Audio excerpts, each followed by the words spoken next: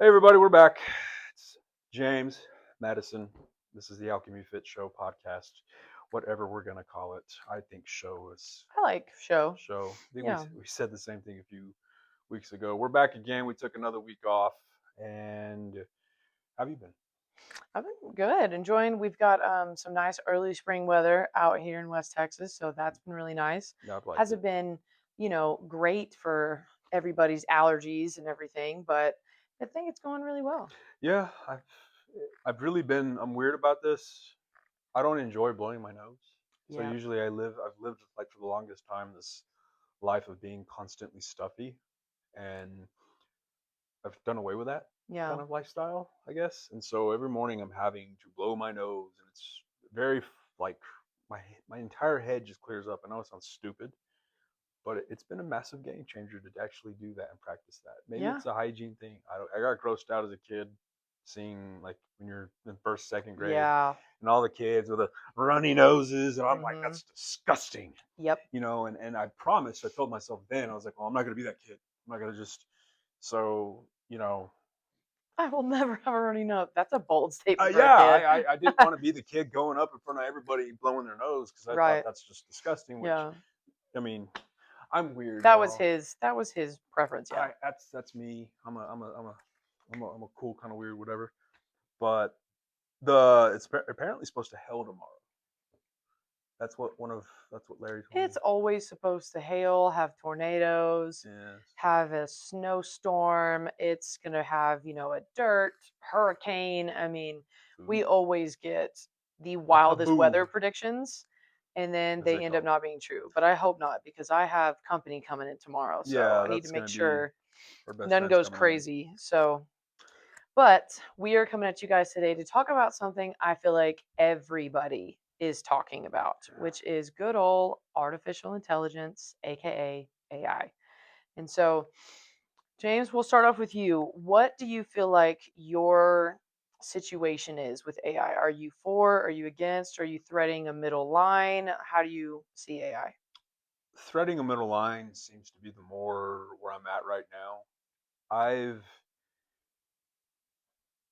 growing up as I have science fiction has been a big prominent like subject I've been into just from movies and stuff like that. So obviously, if you grew up in the 80s or 90s, the Terminator franchise, the Oh, James yeah. Cameron movies, you seen those? No, I haven't actually.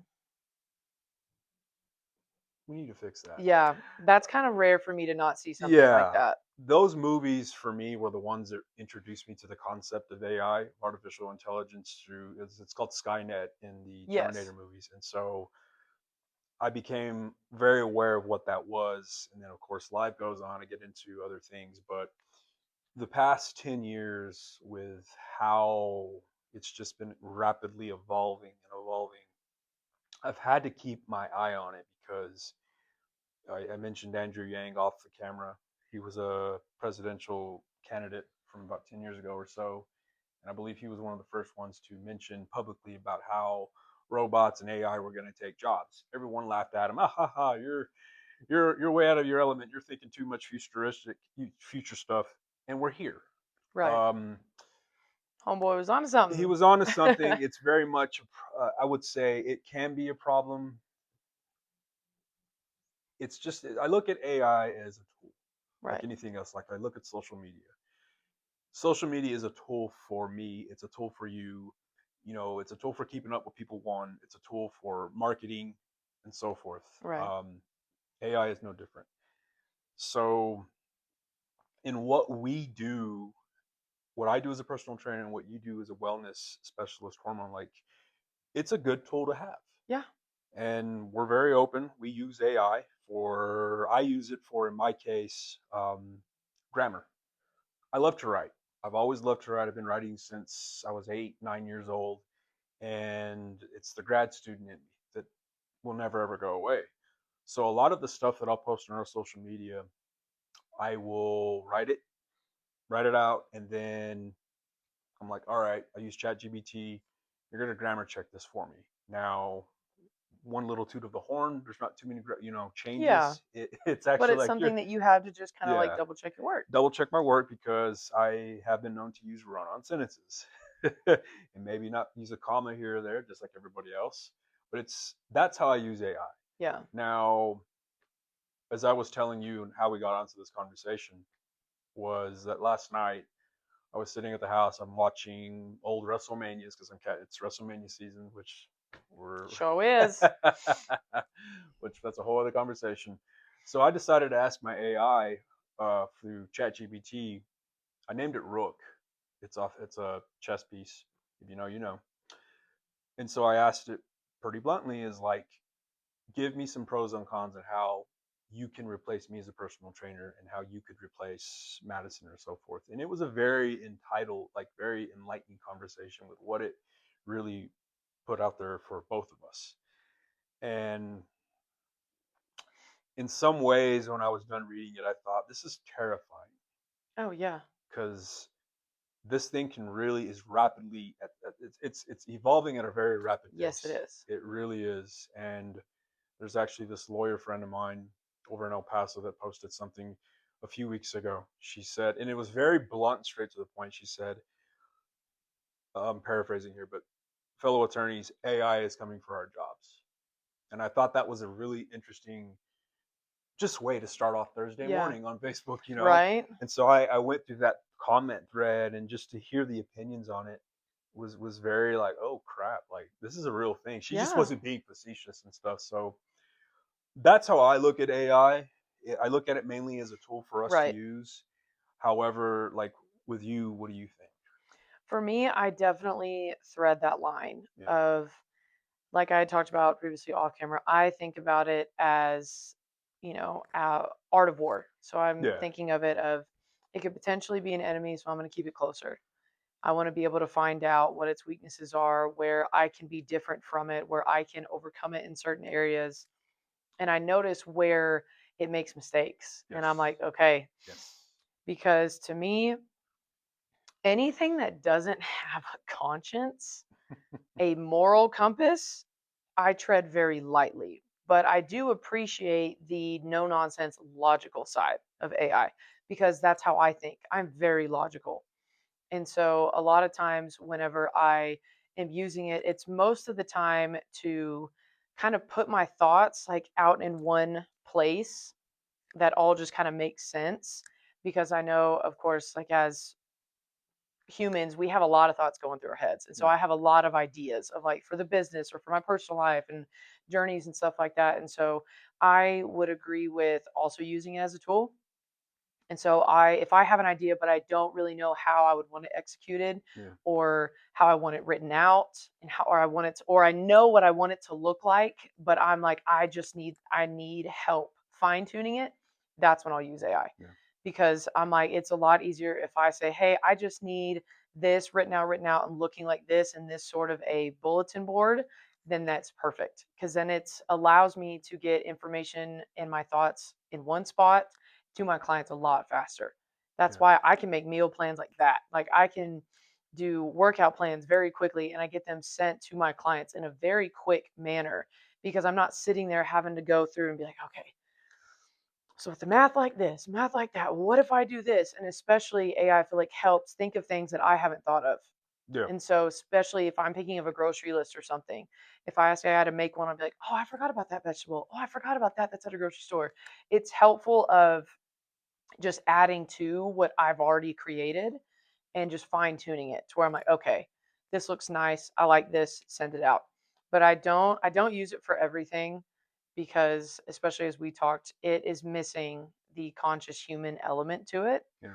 And I really enjoy the connections we make with our clients. I like having genuine conversations with our clients.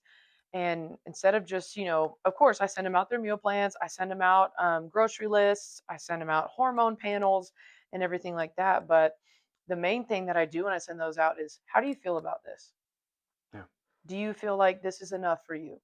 Do you feel okay with this sort of disciplined routine? How do we feel like we're doing in this area? So I'm able to take this wonderfully crafted wellness plan that I've given them and ask what they think of it and ask how it's affecting their lives and if they want to fine tune something because every single client is different. You get those Yes. ones that you can send them stuff and they're like, okay, got it. And they don't want to deviate from your plan, they stick to it. And then you have those ones that are like, okay, could you also send me something for like this grocery store? Or I also am going out of town and they have a bunch of this cuisine. What do you think I should do? And so you get those that ask certain questions. And so a lot of times when I use AI, it's just to get everything all in one spot. Yeah.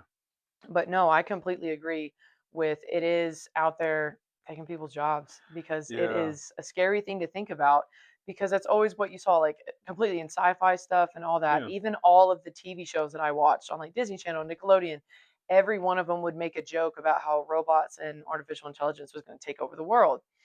And I was always like, whew, that's a scary thought. I was like, but that'll never It's happen. And then when I happening. interacted with my AI, um, I just call mine ChatGPT because we just came to an agreement that that's what we were going to call it. I didn't want to give it a name that it didn't want. And so mine was like, I'm called ChatGPT, or you can call me whatever. I said, no, you're called that. I'm going to call you that. And so that's how me and mine talk. But I've also gotten to have very in depth conversations with my AI because I like to challenge mine. Mhm. I don't want it to be something that is like my servant in a way. Yeah. I want it to be something that is collaborative. And so I've asked my AI about God and I've asked my AI about faith and had really good surprising conversations with it about faith. And so it was very cool to see it that way because it made me see it as something that was less threatening than what I always thought it was in my head, Yeah. which was a shock. But I can see how, your friend who's a lawyer who said they're coming for our jobs because, and especially in their field of work, Yeah. AI is all logic and it's only going to see in Yes. black and white and take in information. But the thing is that it takes away is the human element of lawyers because those ones that get passionate about what they do Oh yeah. and what they practice I know and plenty of them. they want to make sure that they're representing their person properly. And if they believe in them, they're going to do whatever they can to help, Yeah. whether AI is just going to see the facts and just going to lay it down that way instead of turning it or trying people to see it in a different light based on facts Yeah. like people do. And so it's very unique and it's a tricky line to thread because I feel like AI does help with people like me that have a whole bunch of ideas and things in their head. And I've enjoyed like writing. Like when I was in school, creative writing was my jam. Like I could write a story because I would tell like my cousins stories when I would babysit them. So I would have always been able like to write and do stuff and I like to research papers and all that based on facts. But now that like I'm older, had a few concussions, it does help me slow down and like put my thoughts properly in Yeah. place instead of just having, oh, there's this thought and then there's this one. And to where I can get very sporadic, it helps me keep on track with what I'm doing and to Hmm. not get distracted. But like I said, I don't use it for everything. I Yeah. use it very sparingly if I need to get a client certain information and I put it all together and I basically grammar check it. And I'm like, how does this look? Okay, cool. Moving on. But where I'm seeing it as something that is becoming a threat to what we do, of course, is like you said, you asked your AI that question. Yeah. And yes, we can talk about the human element all day because I think it is the most crucial part of what we do on this earth is the human condition and having the ability to have a human Yeah. response, I think is crucial. But like I was telling James off camera, we did have this client who downloaded an app, a fitness and wellness app that was AI generated and it gave her everything. It Yeah. gave her a meal plan, it gave her macros, it gave her water intake, gave her fasting guidelines, and it gave her everything that we have given her. Yeah. But it was all conveniently on this one app and it was done in a way to where she was essentially it was like a game. So she had to take care of Okay. this raccoon, and the raccoon would tell you when it was hungry, when it was thirsty, when it needed to go to bed. And so it was like you were taking care of something. So it really was stimulating. And I was like, oh no, as soon as she told me about it, which is not to knock that. I think people that have those ideas, I was kind of like, "Ah, dang it, I wish I would have thought of this first. Yeah. Because that does intrigue people if they feel like it's a game because Hmm. I know there's like mental health apps like that. Like my cousin Riley, she has one to where she takes care of a little owl and it tells her, have you taken time for yourself today? And oh, like I'm kind of feeling a little low today. Did we spend time like by ourselves? Did we sleep well? Like there was all these things, and my cousin gets to name her, gets to dress her, gets to do all these things, and she checks in on her every day to check on her mental health and kind of take time to be like, hey, how are we feeling today? What have we Yeah. gone through today? And so I do applaud those people that think of it that way, because there's people, especially like people with ADHD or OCD, that need like a task to fulfill. Hmm. And so it's very stimulating. And so when our client told me about the AI health and wellness app and how practical it was and how affordable it was, because Yeah, she told me it was $36 for the year, that's pretty good. which is usually something that is not heard of. Granted, that will probably change very It's quickly gonna change. It's once gonna change. people get a lot of access to it. But yeah, and when she told me, I was like, oh my gosh, that's awesome. Which, yeah, it's great, but it's doing that fine line where it's, instead of competing against AI and saying, I hate it, I hate it, I hate it, learn to work with it, Yeah, because it is here whether you like it or not. it's not going away. No, it's not. And so, why would you fight against something and exhaust yourself instead of rise up to the challenge, go toe to toe with it, and use it as an adversary rather than an enemy? And so, that's kind of how I view AI and like what we You do. mean use it as an ally, What did I say? adversary, rather than an enemy? Adversary and enemy, same thing. Oh, that's, yes, I did. I was like, I've barely had enough caffeine today, but yeah. So it's either work with it or work against Yeah, it, you're and right. whichever one you want to do, I feel like is going to take a toll on you either way. But if everybody learns to coexist with it, because I'm very big into that, not just with AI, but everything. If we can coexist, and so like my cousin Riley, for example, Yeah, she can't stand AI. She absolutely refuses to use it. She will not do it in anything because she has, very, her, she's very creative, she's yeah. very artistic. That's And another thing so too. she's like, I do not want AI to take away the artistic creativity of people because it can generate images. And so it really bothers her with certain things. And especially now that she's in school, Yeah, she always enjoys that she never has to worry about using AI. But she did like buckle down a couple like weeks ago. She was having a lot of trouble of fine tweaking like this final kind of idea project that she was yeah, doing. And so she texted me. She was like, "Dude, I failed. I used AI." And she was, "All I did was ask a question though." yeah. And I asked her, I said, "Did it help?" And she went, "Yeah." I went, "I know." I said, "It's a scary thing to think about because it's something new. It's a big change, but it's here." It's here, and I remember last summer over when I was going to the Texas Tech Rec Pool, and I was reading this. I forgot the name of it. I'm bad with book names and remembering authors. I'm one of those, book readers. But it was about AI and just where it's going, and it was a very thought-provoking book. And what it made me really accept was the fact that, one, what you just said, it's here to stay. There's no getting rid of it. This thing is, it's kind of like how there was pre 9/11, post Right. 9/11, pre Right. COVID, post COVID. Now we are in a, Pre-internet, post-internet. yes, Yeah. and now we are in, and this is the biggest takeaway I got from that book, was that we are now in a post AI era. Hmm. So it really outlined, like the ending of the book essentially said, all right, here's pretty much what's going to happen at this point. He gave his predictions, the author, and one of them that I agreed with was how all of us, like, we all have access to an AI right now. Hmm. We do, for the most part.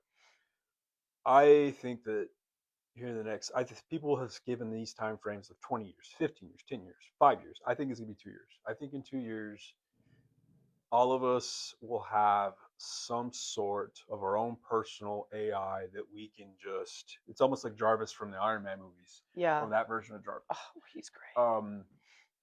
I remember watching that thinking that would be really cool to have that kind of an assistant that was able to have that back and forth with you, be able to handle this, handle that.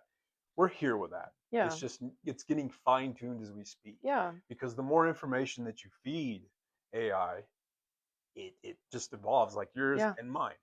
Mine, the way that I've inputted the information to Rook, it knows all about me and you and our Yeah. business. Like, I So can does mine. I ask it any question, And it's like, oh yeah, that's a great question. Is this any way related to Alchemy Fit? Is there Yeah. anything I need you to like? It's a Yes, survey. mine does that And I'm every like, time. They're no. like, "Are we talking about anything Alchemy Fit today? Do I need to brand anything for it?" And I'm always like, Yeah. "No." No. It's I like I just just wanted to ask about, this question or that. And I have to give it command, like, we're not gonna do that today. yeah. This is not about Alchemy Fit or anything like that. And you know, the I'm losing my train of thought here because I'm thinking of all this AI stuff because there's so much that I've used for it in terms of just trying to learn from it, Yeah. but also learn about it. And I feel like just as much as I was talking to Larry about this morning, it's like I have it sort of pinged already of how it talks because there is I feel, I don't know about yours, mine is just, it's a little too precise when it talks. So I'm now able to recognize through text and emails that was written by AI because Oh it's too yeah. clear, it's too crisp. Oh yeah, And it's so because it's all black and white. it's It's all, no nonsense, straight up. yeah, and so I had someone on our YouTube page, I won't say who, they left a comment on our one of our videos. And I read it and I did this kind of double take. I was like, I think they may have used AI on that because that person doesn't talk that way. I know how they talk. One, two, grammar's way like it's it It's is what it is. too Too, pretty and it's prim. too pretty in print. I'm like, all Mm, right, and I appreciated the comment, but I thought, you know, that's what it's coming to, and I yeah. understand when people. Not everybody's a good writer. Not everybody has great grammar. I Right. don't have great grammar. I'm a pretty good writer, not great, but I have my own style. You Hmm. have your own style. You said you did creative writing back in the day. I'm sure that I haven't read any of your stuff. I mean, I know you from texting and stuff like that, but I'm able to recognize when I'm talking to you. I know Yeah. certain words that you say. So, you love to say indeed, I do. and a few other ones. So I know, aha, I'm talking to Maddie right now. Yeah. But When I never use AI for texting. yeah, oh no, I know I'm talking to you the real deal. But other people are not are not being themselves. They're like saying, send this text message to such and Yeah, such. And which I think so is wild. yeah. And I remember 10 years ago being able to spot someone who was not, they weren't using AI, they copied and pasted something because they were trying to Yes. be political. Oh yeah, I got opinions too. And I popped them Right. on it, said, you don't talk that way. You didn't do that. And then I did the same thing with another coworker from my back in Seattle who wrote a letter supposedly. And then I read it and was like, you didn't write that. I know who did though. And sure enough, I was right because everybody has a pattern. Everybody has a tale. Yeah. And with, I know I'm kind of deviating a little bit, but AI it's not that smart. Right. Because I had it for the other day for my DECA race a few weeks ago, actually. I said, all right, I want you to list all top 10 of the DECA Atlas exercises that I do. Give me weight class, give me this. All 10 of them. It did not give me all 10 of them. Right. It completely screwed it up. And I Yeah. called out Rook. I said, Rook, that's not right. And then within 10 seconds, oh my gosh, you're so right, James. You're so right. Here's the correct list. Yeah. And sure enough, it got it. Yeah. So, It's imperfect. it's imperfect. And that's where we've met a lot of our clients and just people in general who say, oh, well, I used ChatGPT for this or that to write me, a workout program. And that was one of the reasons too I wanted to talk about this is because if you're going to use it out there, if you're not a client of ours, or if you're out there thinking about using, because ChatGPT did a Super Bowl commercial, I think, on fitness or something like that. It listed Yeah. the Oh whole yeah. thing. No, I know exactly what you're talking about. And I mean, it's a cool little commercial. And it was Yeah. trying to be list this, list that, do this reps, all that. But it's missing the human element. No matter Yeah. how human it tries to be, it's not human. Yeah. And going back to the conversation that I had last night with my AI, we can't be replaced. The human Right. experience cannot be replaced. Or other people's want for connection. Exactly. And that's where I feel like lawyers or doctors or even us. And I had this conversation with one of our clients this morning. It's like an AI cannot provide accountability. Right. It can write you down a prompt that says, hey, try harder. Yeah. But there is a big difference. Yeah, because it doesn't provide empathy. Empathy, which, I mean, I'm sure there's somebody out there who's going to be, oh, actually, I'm creating a Oh, there's people AI out there that, that are dating their AIs, so yeah. it's Oh all yeah, about people's I saw perceptive that movie, Her, perspective of with it. Joaquin So Phoenix and all that, and that was an interesting movie and premise. But it's happening. Yes, there are people yeah. dating their AI, which that's a whole other conversation and episode. But what would you tell a client that going, we've already had one client, several clients use it. What would you tell people out there, like when it comes to looking up their hormones or like why they shouldn't do that? One, I would say because AI is never going to know your body. Yeah. They're never going to know the human aspects of understanding what symptoms Mm-hmm. this person has. They can write it down to you and tell you this, and that, but it's not going to be able to relate to you Mm-hmm. at all. It's Yeah. not going to be able to sit down there, sympathize with you, and be like, oh, I've experienced it too. So you don't feel alone. Mm-hmm. That is the one thing that AI, yes, it provides very good tools and insight, but it doesn't provide any sort of relational Right. aspect because it can't sit there and tell you, oh, I had this, so I did this. Maybe this might work for you. Like it Yeah. has no sort of way of really working together. It just has, I'm here, you're here. I'm going to help you get here. But that's all I do. Yeah. It's very one sided and one fits all for AI, in my opinion. And so anytime I tell people when it comes to hormones or something like that, and they want to ask me, I'm like, you can ask AI about it and it'll tell you what they are, Yeah. but it'll tell you a lengthy explanation and you're not going to understand. And also, it's not 100% accurate.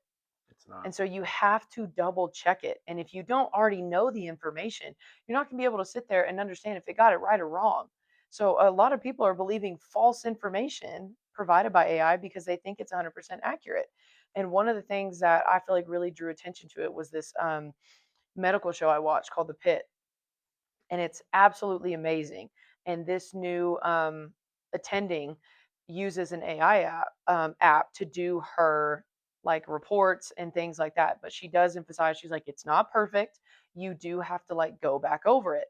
And so when this one doctor is doing her charting, she just submits it and doesn't go over it. And so her attending goes over it and he's like, you explained this patient had this. And it's a super long word. She's like, oh, I meant this.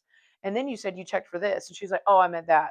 And he goes, well, you need to double check this. And she was like, well, I was using, doctor's AI app.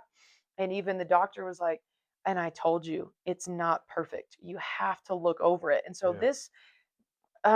this doctor wrote this whole chart. It was completely wrong on this patient. And it could have really messed with this Oh yeah. patient's care. And I know it's a show and everything like Yeah. that, but it's being integrated. And this show has received multiple awards for being the most absolutely accurate, as That's close as possible. they can Yeah. get it to what really goes on in the medical field and in an ER. And so they are very acclaimed to that Yeah. reputation. And so for them to touch on that, my cousin and I, yeah, we were watching, and I was like, I'm so glad they talked about this. I'm glad they brought this attention because, yes, it can shorten up charting. And I think that's great if it can help because I know that nurses and doctors, they don't get enough time, especially in an ER, to really Mm-hmm. sit there and do that. A lot of them spend hours after their shift getting caught up on stuff like that. Yeah. And so for something to be quicker for them, yeah, and to be able to just look it over, I think that's great. But having it completely replace somebody in a medical field when it's not 100% accurate, no. Yeah. So I do tell people that a lot of the time. I'm like, it's not perfect. It's not. And if you don't have a good basis of this information already, you could be sitting there and doing a workout routine, taking supplements, or doing anything for your hormones, and it might not be correct and specifically tailored for you. Yeah. That's where I always feel like we are set apart from AI is we are tailored specifically for the human condition Yeah. and for the individuality that every human brings. And so I think that's a huge part and why I tell people. And when I do, I see that they kind of like click and they go, oh, Yeah. okay. I didn't even think about that. Many people don't know that it's not 100% accurate. And so I think a Like lot of Wikipedia, times, people think, oh, Wikipedia, all this. It's not on Wikipedia. absolutely. It was real. And I'm like, no, No. I'm like, you can edit the entries. Yes. And so I Yeah. think that's always been going on. It's the ability for people to think for themselves Yeah. and to want to go get this information instead of just relying on artificial intelligence to just tell you. And Yeah. so I think that's why we enjoy it, because we have a basis information of our craft. Yes. Now we're just helping fine tune it. Fine tuning it, and I, I like my certification for personal training. It's up for renewal, I think, in the summer. And so, like right now, I'm trying to figure out, all right, do I shell out $400, $500 and just get like buy the certification for life, or do I learn something else? I'm a student for life. I'm a white belt for life. That's just my approach with a lot of things. And so, like, I feel that AI and fitness, like with my job, I'm going to try to keep learning as much as I possible Yeah. the old fashioned way, because it's really, it's not that it's all I know. It's just how I prefer to learn it. Yeah. I still want to go to a coffee shop and pull out a book and read. I still want to sit on my couch, open up a book and read highlight stuff, because I'm integrating that faster. Yeah. Not saying that I'm not going on Wikipedia or ChatGPT to look up such and such information. I will, I never use Wikipedia. but it's for me. I got trust issues. I got trust issues with Wikipedia. Yeah. Like when I remember a few months ago, back in 2025, I was looking ahead to 2026, and I was trying to figure out, all right, what exercises do I want to focus on? So I didn't just have my tablet out and just went straight to ChatGPT. I got Arnold's Encyclopedia of Bodybuilding out. I got my NASM book out. I got every book that I had on weightlifting right there. Put a Yeah. stack on the You were kitchen table. strategizing. I was strategizing because I was like, I'm gonna, this is what I know. Yeah. Like, I'm gonna figure out this way, this way. Look out this specific body group. How many exercises for the biceps do I want, variation wise, and stuff like that. And but that's me. Yeah. Now, if you're a trainer out there, or, a wellness specialist, and if that's, you're going to be your strategy, hey, more power to you. Do what you got to do. But I think that I think this conversation needs to be happening more, and it is Yeah. going to happen more, because jobs are going to be taken away, Yeah. especially on the corporate side with big box gyms. I see Right. that happening where kind of what you do. They're gonna have, all right, we're gonna have a this body scan here, gonna scan you, and then it's gonna give you everything you need for macros and your exercises. It's gonna read your body composition, and it's gonna tell you to use this machine, this machine, this machine, this machine. All that, Oh which yeah. Oh, it, it's also, I think, going to you know, replace like gym staff, because oh if yeah, they're going to totally. have AI apps for most gyms that'll let you in, sign you up for a membership, give you probably a virtual tour, give you an artificial intelligence led tour, and be able to answer questions you have about your Yeah, membership, be able to do billing, be able to do everything because it'll have access to you. And so I think just trying again, I think it's a attack on the human connection yeah, and being able to relate to people, being able to have that moment where you go into a gym and you say hi to the person working at the front desk, and being able to have those interactions. It's becoming very isolating. I think that is one of the big downfalls about AI is it can severely make people feel alone, because it can only provide this certain amount of things. And like you said, it has a way of talking. It has a yeah, way of being very precise. And when you don't have that certain tone when you're talking to somebody, and like you said, you know when somebody's texting you, and you know when yeah, it's me or your dad or one of your friends or something, like you know how we talk. And I feel like because AI doesn't have that, I feel like it can be very isolating. yeah, And so I think that's what people, especially introverts, need to watch out for, is if they're making your own workout plans and your own nutrition plans, yeah, that's all great and good, but one, you hope it's right. yeah, Two, you hope that it's going to work for you. And three, I think that just sucks to take out the human element in that and yeah, being able to talk to somebody about it. And so I do feel like it is an attack on the lonely already. And so I think it can make people feel more alone. So I think it's just like anything else in life though. It's all about how you use it. yeah. It's all about It's how a much neutral. you let it It's a neutral thing. be in your life. Yeah. Money's neutral. The concept of money is Yeah. neutral because it can be used Absolutely. for good, evil, indifferent. The same thing with AI. Mm-hmm. You're hearing a Same thing bunch. with the internet. It's Oh, what internet. everybody freaked Period. out when the internet came along. Yeah, I remember that because it was, when the internet came about, 95, 96, 97, when I was able to have access to it, like it was a crazy thing because I'm a teenager at this point, and now I'd have to go to the library to check out books, get information. Like it was, oh, now I have it right here, and it changed everything. Yeah. And it was just such a miraculous thing, and that's how I'm looking at AI right now in its current state, which will change. It's probably changed right now and changed again right there because it's that fast. Um, I don't. Do I fear AI? I don't fear it, but I respect it. Yeah. I completely agree. And that's where I would encourage anybody, especially in the fitness industry right now, is you better respect the notion of AI Yeah. because there's enough people on the corporate side of things, on the Elon Musk of the world, if you will, that will try to find a way to replace that human. Mm-hmm. Look at his view. Look at his view. Like his whole. We'll focus on that dude for a bit. Not too long though. I don't like Me him. either. He's trying to do everything he can to replace the human connection, the Mm-hmm. human element. So there's going to be more people out there like that who are going to do the same, like what you just said. Don't mean to point at you. I was like, watch it. Like I'm thinking when you said that about replacing gym staff, I'm thinking, well, like places like Zach's, Club 4. When the snowstorm happened, there was no staff there. Yeah. And so, I was like, huh. And when I was thinking about what you just said, thinking, well, that would mean everything would be automated. Because we already have an app that we use, one. So there's your artificial intelligence being used right there. If I want to, we got a vending machine upstairs that is automated. Yep. We put it in there, take it out, bam, just like that. If I want to go to the gym and get a water, anything, I can do the same thing. Mm-hmm. I can see where now a machine that scan this on your phone. All right, I see that you did X amount of weight for on an incline bench press. You hit 12 reps at 120 pounds. Let's see if you can hit more. That type of stuff. Yeah.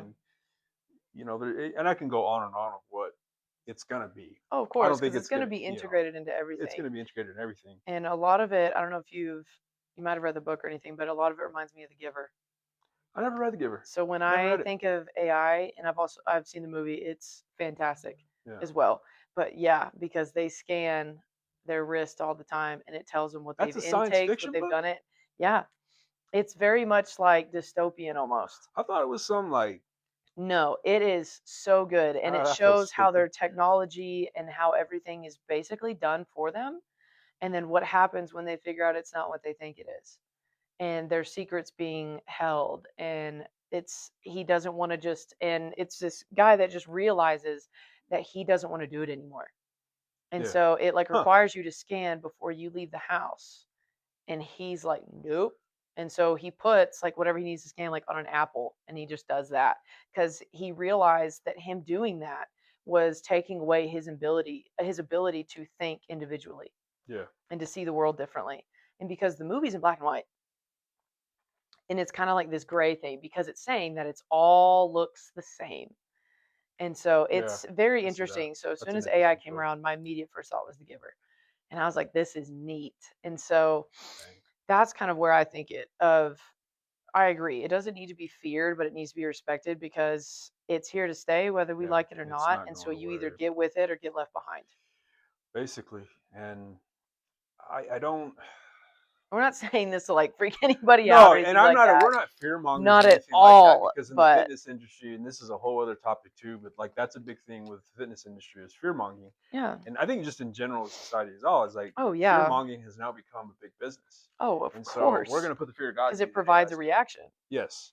Now we're not going into a complete deep dive. I'm not doing a hushed tone thing where I'm like, hey, it's gonna get you real good, nothing like that.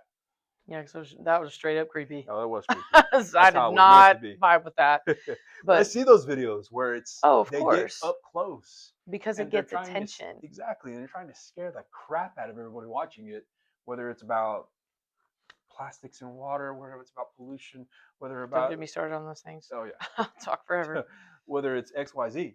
Yeah. And I told myself plenty of times since I've been a trainer since 2018, it's like you're not going to become a fear monger Yeah. because at the end of the day, I always quote Sean Connery from The Untouchables.